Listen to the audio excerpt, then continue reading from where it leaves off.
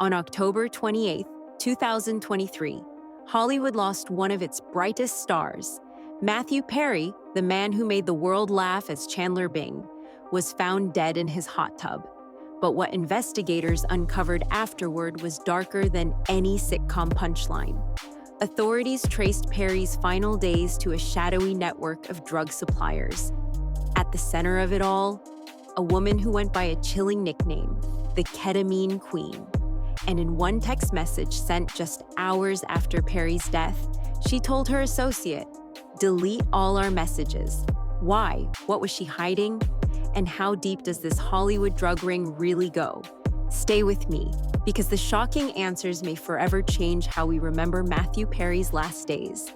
This is Celebrity Scandal Watch, and today we're diving into the case rocking Hollywood. The tragic death of Matthew Perry wasn't just a personal struggle gone wrong. Federal prosecutors now say he was exploited by an underground ketamine empire run by a woman known as the Ketamine Queen. Her real name? Jasveen Sangha.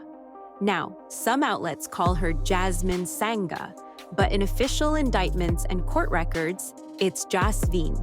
That's the name tied to dozens of drug deals and to Perry's final days. She's pleaded guilty to charges that could carry decades behind bars. But the chilling details in her texts, raids, and past connections suggest she may not be the only one with blood on her hands. And you're about to see why prosecutors warn Hollywood celebrities should be shaking in their boots. Before the headlines, before the autopsy, Matthew Perry was TV royalty. Chandler Bing wasn't just a role, it was a cultural reset. The sarcasm, the timing, the hand-waving, "Could I be any more?" Cadence that a whole generation borrowed without thinking. Off camera, he was fighting a quieter war, and he didn't hide it. In November 2022, Perry published a memoir that didn't sand the edges. He walked us through the rehabs, the relapses, the medical scares, the moments he thought he wouldn't make it, and the hope that he still might. It wasn't a pity tour, it was a confession with a purpose. Even as the laugh track echoed in reruns, his real life was measured in doctor visits, daily commitments, and the next right step. He talked about helping others, using his story as a caution sign and a lifeline. Fans saw the jokes, the industry saw the grit, and for a while, it seemed like that balance might hold. But fame is loud, recovery is fragile, and in a town where shortcuts masquerade as solutions, the line between treatment and temptation can blur fast. Perry sought a medical path that some call a breakthrough for depression and pain, a therapy tightly controlled in clinics. Then a pressure most people never face crept in. What happens when the approved dose isn't enough and the unofficial doors swing open? Ketamine wasn't some back alley discovery for Matthew Perry. At first, it was treatment. A handful of psychiatrists and pain specialists call ketamine the most important psychiatric breakthrough in decades. Studies show it can ease treatment-resistant depression, PTSD, and chronic pain when given in tiny doses by professionals. That's how Perry began. He went through proper channels, supervised infusions in clinical settings. And at first, it helped. But here's the catch. Regulated clinics won't increase doses on demand. The risks, high blood pressure, hallucinations, sudden unconsciousness, are too real. And when Perry pressed for more, doctors drew the line. That's when whispers of a different pipeline reached him. Not white coats and consent forms, but text threads and middlemen. This wasn't ketamine therapy anymore. This was ketamine commerce. By October 2023, prosecutors say Perry's assistant, Kenneth Iwamasa, was coordinating injections at home, bypassing safety, bypassing supervision. And once that switch flipped, Perry wasn't just a patient, he was a customer in a black market supply chain. The people who stepped in weren't healers. They were sellers, with a new deadly client. Her name in the indictment is Jasveen Sangha. On social media, she painted a different picture, bubbly, globe-trotting, always dressed to impress. Tokyo, Mexico, champagne brunches, sound healing retreats. To friends, she was sweet, even uplifting. Neighbors thought her Hollywood house belonged to musicians. So many people came and went carrying instrument cases. It looked like rehearsals. It was something else entirely. Authorities branded her the Ketamine Queen. Why? Because evidence suggested she was running a drug emporium out of her North Hollywood home. When agents raided the place after Perry's death, they didn't just find ketamine, they found 79 vials of it, plus meth, mushrooms, and cocaine. Federal prosecutors claimed Sangha had been in the trade since 2019, the same year she was tied to another overdose, the death of Cody McClory. Afterward, his grieving family texted her directly, "The ketamine you sold my brother killed him." And what did Sangha do? According to court docs, she Googled, "Can ketamine be listed as a cause of death?" Her life looked like influencer glam. Behind the filters, prosecutors say it was fueled by tragedy and exploitation. Jasveen Sangha wasn't alone. Court documents name a full cast. Dr. Salvador Plasencia, accused of supplying Perry's assistant with syringes and ketamine. Dr. Mark Chavez pleaded guilty to writing fraudulent prescriptions. Eric Fleming, the middleman, coordinating pickups. Kenneth Iwamasa, Perry's own assistant who admitted to injecting the actor. Together, they formed a chain that blurred every ethical line. Plasencia reportedly texted Chavez asking for more supply. Fleming, prosecutors say, connected Iwamasa directly to Sangha. And Sangha? She was the source. By October 2023, Fleming was texting Iwamasa about Jasveen's product. She only deals with high-end celebs. And after Perry's death, he reassured her, "I'm 90% sure everyone is protected." This wasn't a random deal gone wrong. The indictment says Perry was specifically targeted. One text from Plasencia to Chavez read, "I wonder how much this moron will pay." This network wasn't saving him. It was squeezing him.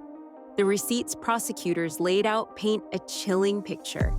On October 12th, Perry was injected with a massive dose, so strong it caused a dangerous blood pressure spike. Just days earlier, Sangha had offered Fleming a sample, with more on the way. And when a bulk order came in, she threw in 2 ketamine lollipops as a bonus. This wasn't compassion, it was commerce. When news broke of Perry's death, Sangha didn't grieve. According to court docs, she messaged Fleming, "Delete all our messages," and Fleming's reply, that he had kept Perry at arm's length, only dealing through the assistant.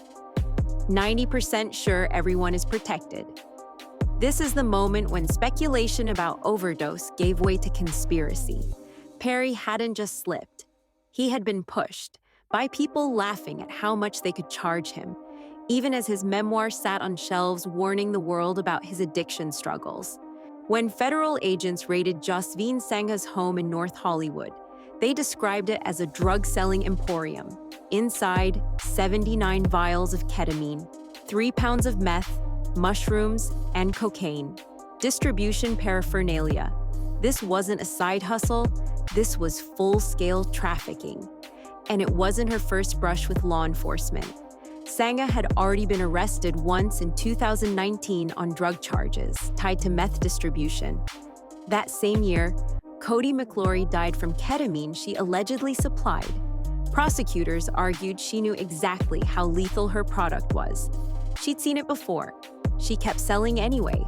Neighbors, meanwhile, were stunned. One thought the constant visitors were musicians.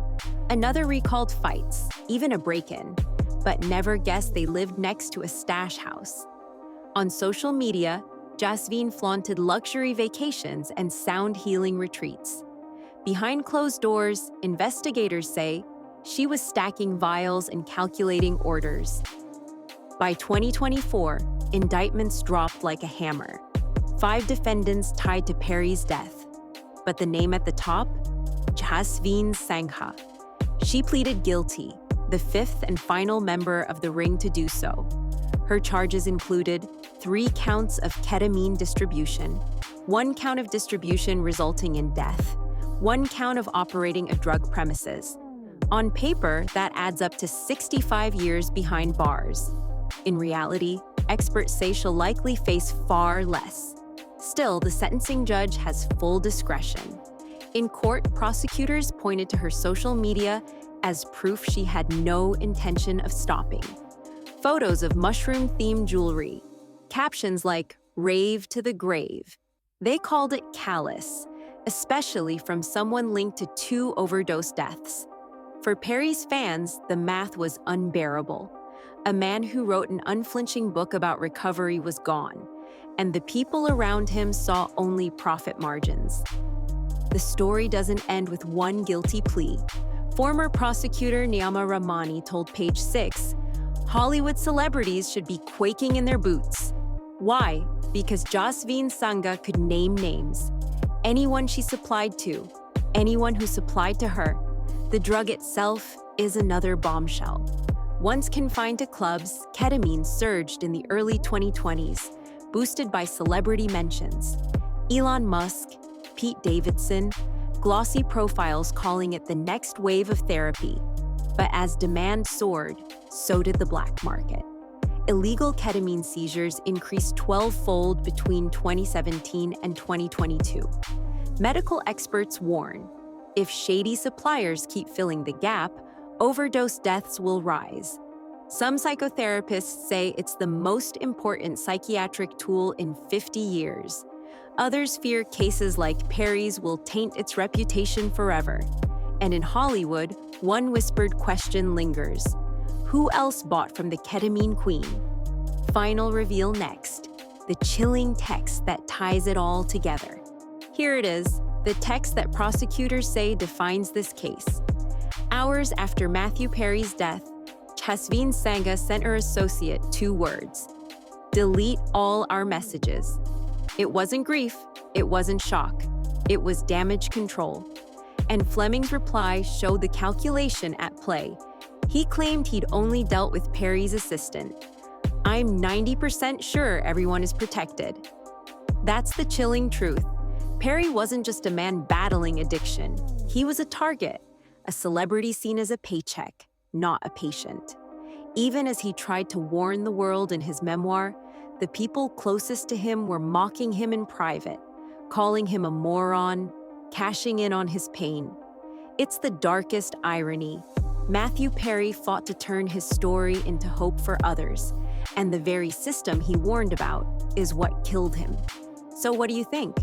Was Perry exploited by people who saw only dollar signs? Or is this just another tragic chapter in Hollywood's long, toxic relationship with drugs? Drop your thoughts in the comments. I'll be reading every one. And trust me, the next celebrity name tied to the scandal may shock you. Don't miss it.